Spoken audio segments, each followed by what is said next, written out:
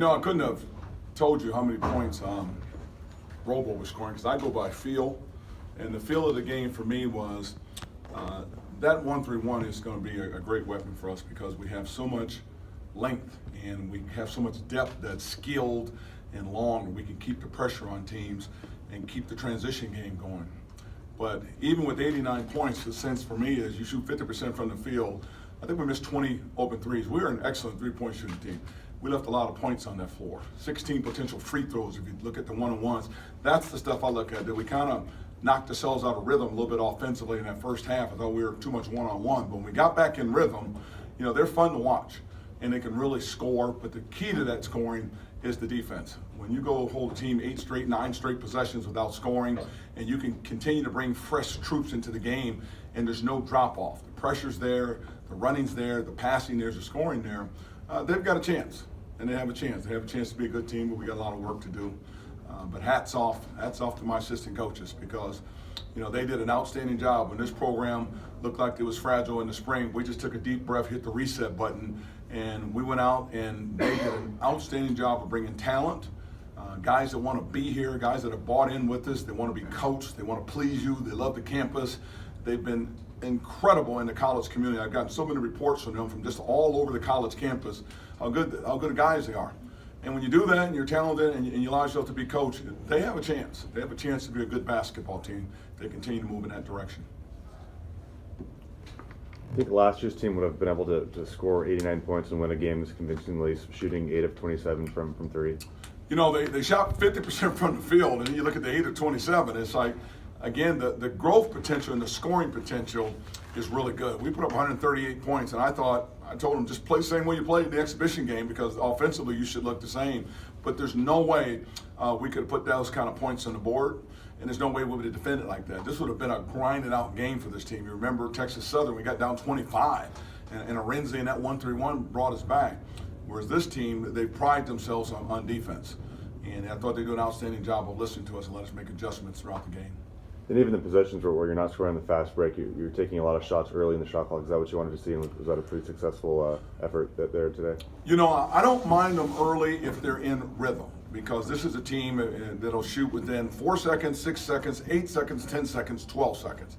If we stay around that 12 seconds, that's a team that can score, and that's what we shoot for in practice because we feel like we got that kind of offensive firepower. The key thing is, does it feel right, look right? Is it in rhythm? Did you play one-on-one? Did you make the extra pass? And I thought in the first half there were a lot of opportunities to just make one more pass. And when you don't do that, it can knock you out of rhythm. Because I'm sitting there waiting for the ball. Then next time around, I'm going to put it on the floor and not give it up. So they will learn from this, and they will only get better, I think. The next order of business for us is to take this show on the road, even though our fans are going to be there. Hopefully people come out and watch us. And see how they handle themselves. Teams usually come together on the road, so I'm looking forward to it. It looked like your defense kind of created a personality of aggression everywhere on the floor. No question. We had one of the officials come over and said, he said, your defense is really good. So we pride ourselves on being able to play multiple defenses. We can switch all over the floor. We can play that 1-3-1. We pressed only a couple times and got them to turn it over full court. Multiple positions with skilled players that you can move them around. They can just go all over the floor and play different things. And the energy. The key thing is energy. The loose balls, the blockouts, charges, and all of that stuff. We could have done more of that tonight, but for an opening game, they've bought in. They're going to be able to see where they can really be special defensively. And how'd you kind of evaluate CJ in his debut, 12 points and 8 assists? Do you think he played well, and then were there also some kind of freshman moments that he has to get through? No question. It was nice to see a freshman cramp up at the end of the game. That tells you how hard he played. And to have a guy that's 6'6", 6'7", he had 8 assists in the game. He was the point guard on the floor. So we put that big lineup with CJ and Frank's at 6'8".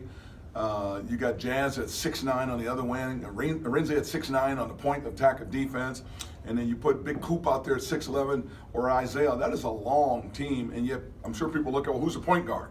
Robo played the point. CJ played the point tonight. Jazz played the point at times tonight. That's how skilled they are. So I'm pleased with CJ, but I was just as pleased with Jazz. Arenze had a fabulous night tonight. The defensive pressure he can put on teams is amazing up top to be that long and that athletic. One of the things that I know you mentioned scouts told Robo that he needed to improve on was his rebounding. He played inside consistently tonight, had 11 boards.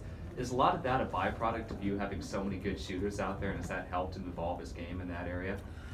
I think, first of all, it's a byproduct of him wanting to play at that next level, so he listened. He went out on the road, he listened. I had great feedback from the teams he worked out for.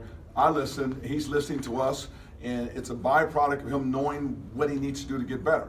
The other side of that is, I think it was shocking to him when he came back to see how talented we were. He doesn't have to carry us now. There's going to be nights, there's a guy on that floor you guys haven't seen yet, that's Ahmed Ali. He is special. And it's going to be nice he's going to carry us and go for 30. And with Robo, he just has to let the game come to him. Because if he lets it come to him, he'll have 30 one night, he may have 15 the next night, he may have 20.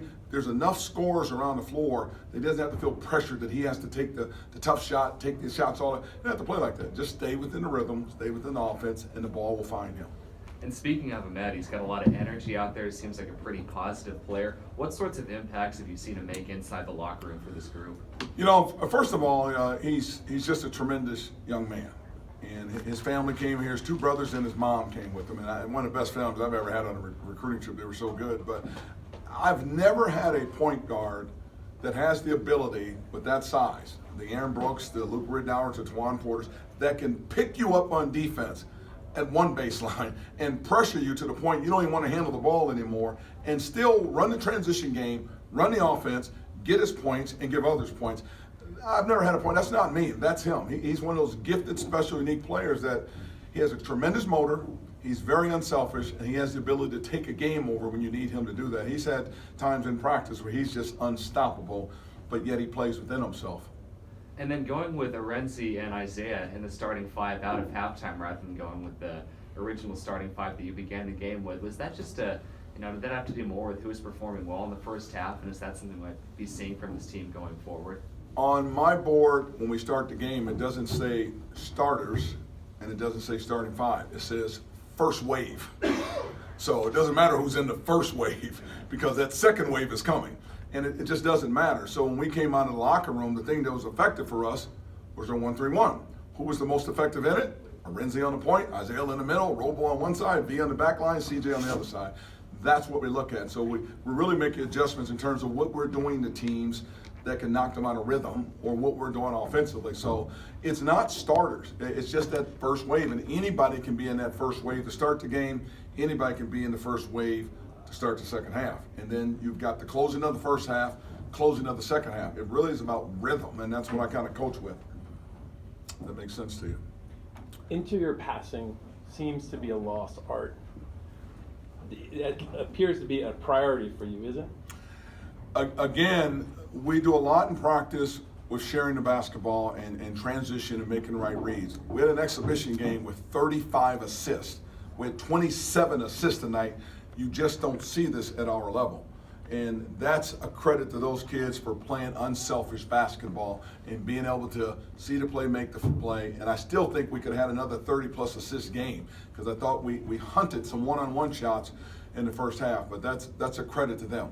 So when teams press us, they do what we want to do. They just make us play faster. And the faster we play, the better we are.